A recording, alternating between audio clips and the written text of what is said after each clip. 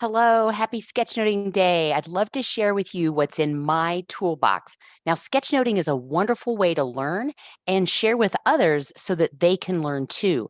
And if you've ever wondered what markers or pens to use while sketchnoting, I've got you covered. So today I'd like to show you what tools I use to sketchnote and some pages from my sketchbooks. So first off, you're going to want to claim a favorite sketchbook to use. While this may take some time, if you know your criteria, it will be easier when you find yourself at the art store or at Neuland.com when trying to decide. Oh, and I should mention that I'm a Neuland ambassador. This means that if you're a student of mine at letslettertogether.com, you can get 15% off your next order at Neuland.com. For those of you who are in the US, the shipping can be a little expensive, so make that order count. Now, I don't get a kickback unless you, I don't know, buy my book and know that it also comes in German, yay. Or if you buy one of my orbits or hexits. And if you haven't seen these were a world craze. There was a world craze for these back in 2019, and people are continuing to discover them and how great they are for drawing the perfect shape while graphic recording. Oh, enough commercial time. Let's get back to sketchnoting. So here I'm going to show you my favorite sketchbooks that I've had over the years and why I chose them. And this might help you determine your own criteria. And I'll show a few more of my sketch notes inside as well. So here goes. Let me show you my desktop, and we're going to get blown away by all these sketchbooks. So you can see these are years of sketchbooks, and this particular one is by Art Alternatives. It's a 10 by 10-inch sketch note. It's square, and I prefer the square format because, well, I started out as a medium format photographer. So I just love that composition. Plus, when I started sketchnoting, Instagram was square format at the time. Okay, I'm dating myself. It has a hardcover. It's spiral bound, and it has perforations so that you can easily tear out the pages without having that jaggedy edge. It also has a very thick paper, and it's pretty smooth, but it's got a little bit of a tooth. Now, why I like it the most is because when I'm sketchnoting, it's got that hard surface, and because of the width, it's nice and big. I can use some of my bigger markers on it. Here I'm using the #1 art marker here and here. The rest of this here is all done with a sketch one, but I can hold it in my hand. We call this the crook of your arm or the inside of your elbow. And so it holds there. I can hold this here. I can hold a couple of pens or markers in my hand and be writing with another one. It's just a really great setup if you happen to be standing up and watching demos. Even if you're sitting down, it's wonderful to have a nice hard surface. So that's why I love this marker. And let me show you some of my sketch notes here. So again, I hold this as I'm watching demos. This is from a workshop with Carol Dubois, where she was teaching us how to make folded pens and how some of these other how it works when we start to use them. So here she's talking about the letters and how they're made in several strokes, just like I teach in my brush lettering. And so again, I'm using this red marker here is the #1 art marker, the sketch one, and then the fine one. And I'll go over those in just a second. And that's what I'd pair with them, is I would pair the smaller markers in your collection to work with on this size. And Art Alternatives makes different sizes as well. I really love their 11 by 14 because you can do desktop sketchnoting and other people can be watching you. So let me talk about a couple of the markers that I've already talked about here.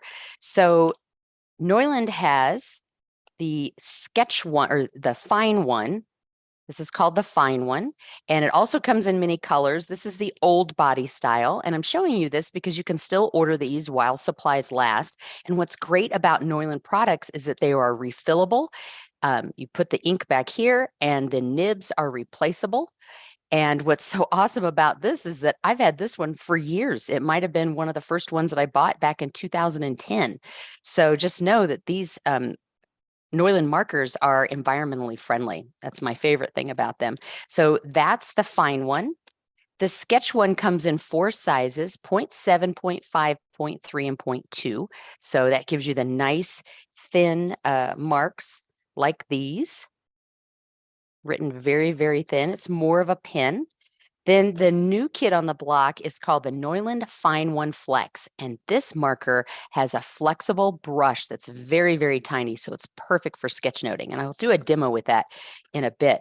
And then we have the Neuland Twin One, which is similar to the #1 art marker, but it's a little bit smaller. So I would actually recommend this marker for sketchnoting. It has one side that has a brush edge, which can give you beautiful letters like this. And the other side is I would call it more of a chisel than a wedge, just by the way that it's formed. So this also has some special features in it too. It'll give you, you can use either the broad edge or the tip of the nib. And again, I'll do a quick demo in just a few minutes, but wanted to show you that's one of my favorite sketchbooks. Another great sketchbook is Neuland's Bulletproof.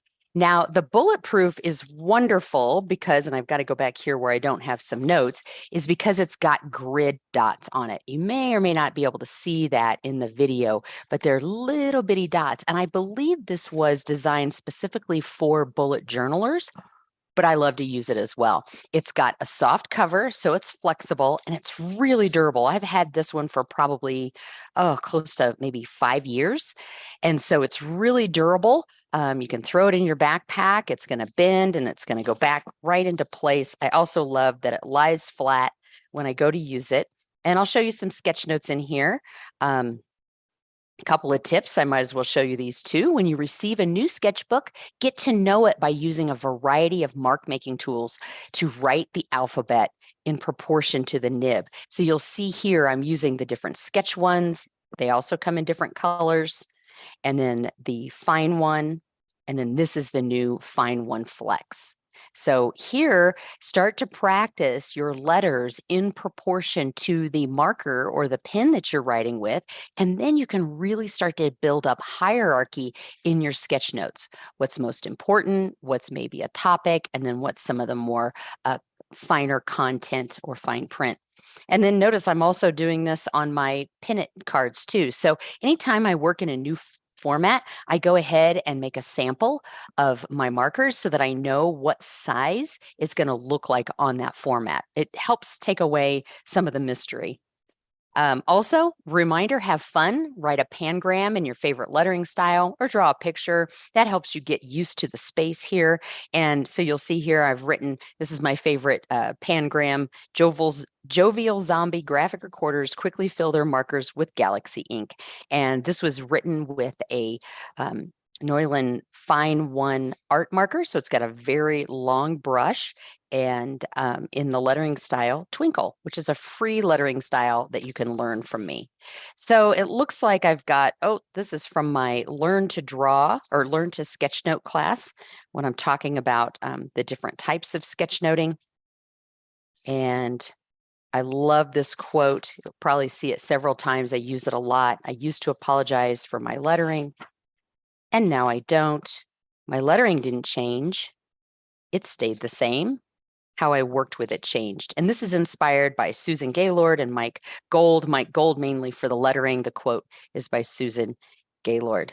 So again, I use this sketchnote a lot for teaching, for creating posts on social media. Some of you may have seen some of these things may be familiar to you. And then, but by far, my favorite sketchbook is the 4-2 sketch by Neuland.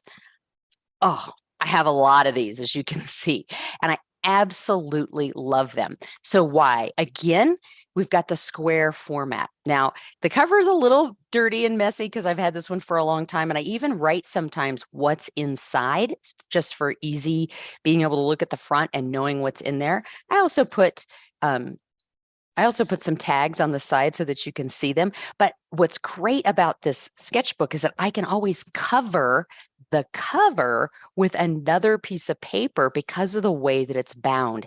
This is Coptic bounding. It also has 4 different colors of paper. Now, what's Coptic bounding? It's a binding technique that you can, when you open it up, no matter which page you open it to, it's going to be completely flat.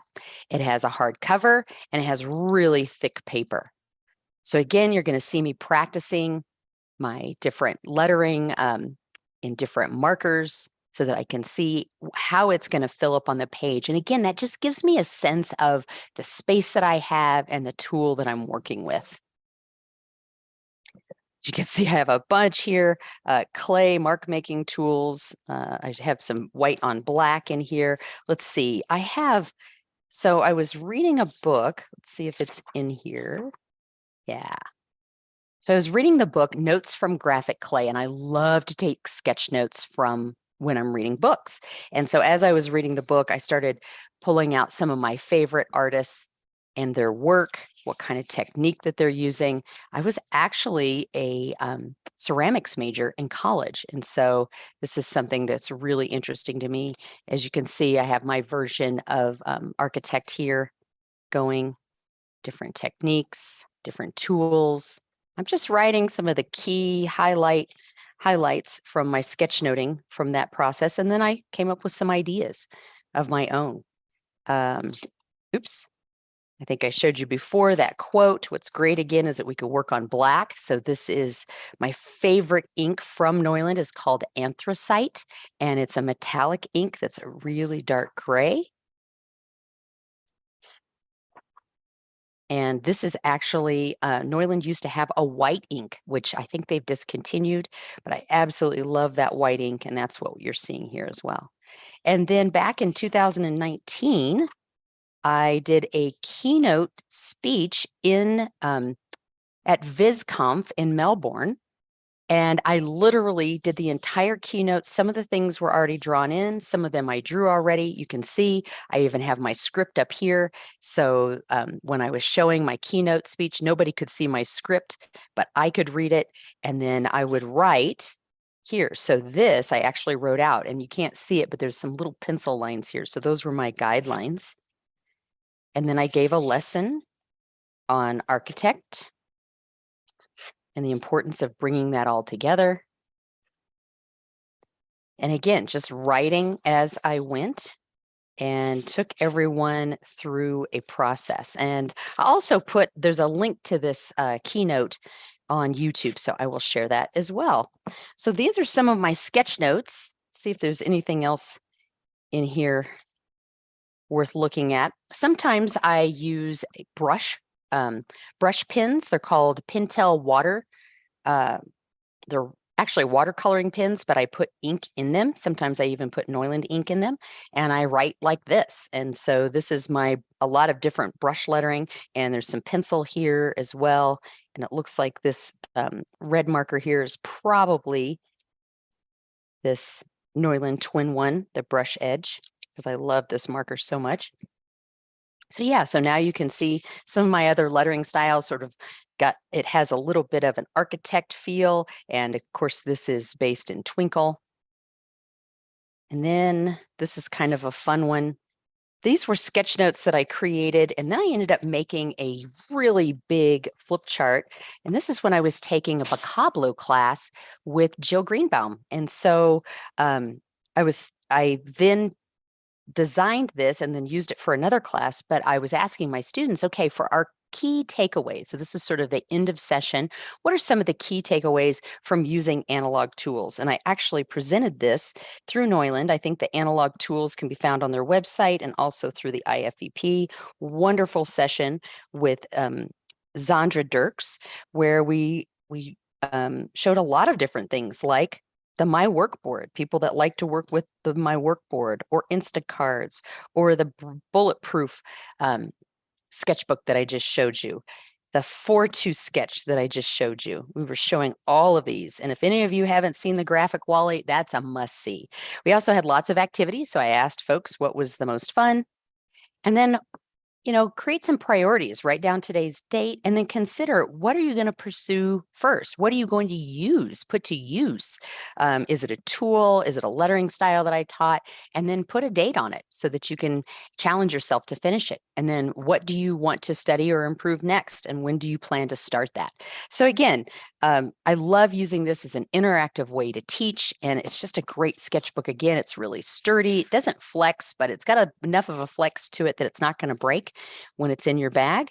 And let's see if we can find an empty space in my book to write some letters. So you might recognize this from one of my videos at Creative at Home, where I talk about practicing your lettering in styles that are not in your native language. So again, anything that I mentioned in this video, I will put down in the comments below. Oh, lots of drawing. I think this sketchbook is completely full. Let me see if I can find another one. This should be somewhat new. You may recognize Versals when I taught the Versals class. Super fun. These are some upcoming projects I'm working on. Okay, so let's find a blank sheet of paper here and get to work on showing you how some of these lettering styles are going to fit on this page. Now, I talked about the fine one, that being a very fine line, the sketch one, I mean, and then the fine one, and then the flex, and then the twin one. And this is just a colored sketch one. So I'm sorry, fine one. Ooh, even I get confused here. All right, so let me show you again what we could create with these. And let's start with our monoline. So a monoline, there's really 3 different types of nibs. We have monoline, wedge, or a lot of times I will call this broad edge. Broad edge is a term used in calligraphy, but I also use it to describe a section of the marker. And then we have brush. And any lettering style that you do will be supported by one or more of these. So a monoline is going to be either your sketch one marker, which looks a little mechanical, or this one, which is the fine one, and it's got a round nib. So really it's just got either a point or a round nib. Your broad edge, which looks like this, could be a wedge or a chisel,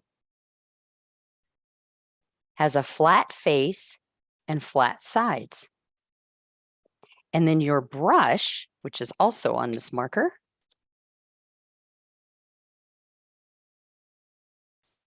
you're going to use the tip or the side. You want to be very careful and intentional when you're using the tip. There's a very specific use and a very specific lettering style for that. So let me show you some of those. And actually, I'm going to show you what kind of marks these make so that you know that no matter what angle you are writing in with a monoline, it's going to make the same line, right? Because it's either rounded or pointed. But when we get to the broad edge, you can have thick lines, medium-sized lines, thinner lines, very thin lines, right? So you can get different strokes depending on how you're turning your marker. And then when it comes to the brush nib, you can have, and I tell people to start horizontally and go thick, and then go a little higher, and then your lightest line is going to be the line that goes up, and your other lines are the ones that go down. And so these are the types of marks that these brushes or these nibs, this is a brush nib, that these nibs make. So let me talk about a little bit about the fine one flex and why it's so important. And actually, a brush marker, and this brush marker too, is got so much versatility. So what you can do with this marker is you can write lots of different lettering styles. If you know Neuland hand, which this is a little bit, since it's so small, because we usually write Neuland hand with a large marker, notice I am using the side of the brush nib to do that. You can also use the side of the brush nib to write in a lettering style called architect. Again, I'll put a link in the show notes or the description below so that you can get access to any of these lettering styles if you want. I'll give you a discount if you sign up today. Another one you use the side of the marker on is called Sign Painter. How to letter like a sign painter or sign writer, depending on where you're from. We also have brush lettering. So brush lettering, and you're not going to see it so much on the smaller markers like this, but it is, you are going to have thicks and thins. I don't call this cursive because it's a script. Cursive is just one big, long, loopy, like spaghetti line, but it is a script. Let me zoom in there so you can see those. Another really fun lettering style to use, again, using either the side of the marker, and we can make an A actually look sort of like the N, like that. It's called National Parks, and this is from my book, Lettering Journey. I'm going to go the other way with the A because that's what's really fun about this lettering style is that you get to vary it up. Low junctures. Oops, I made that other R. Low junctures, you'll see that on the P, the R, the K, and the S is very much like a Neuland, a traditional Neuland S, but you can also write it on the very tip. That's what's so fantastic about this marker alone is that it already has a hierarchy built into it.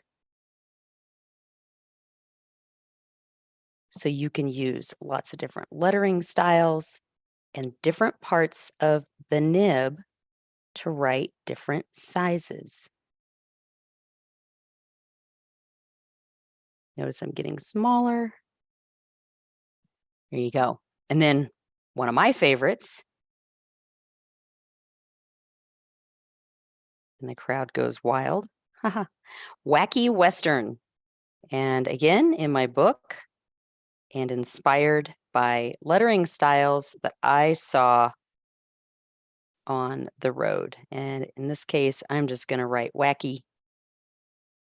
You can also learn this in an online course with the same name, Lettering Journey, either from my website or from the Neuland.com site. And then also we talked about architect. You can also write that on the tip.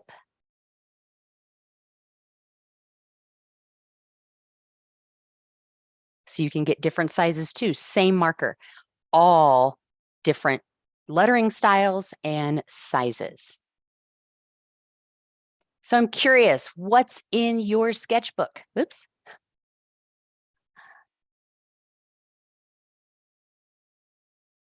So I'm curious, what's in your sketchbook and what kind of supplies do you use? I would love for you to put that down below in the comments. Love to hear from you. And I'll see you in one of the upcoming classes where I'll talk more about the lettering styles so you can learn them and make them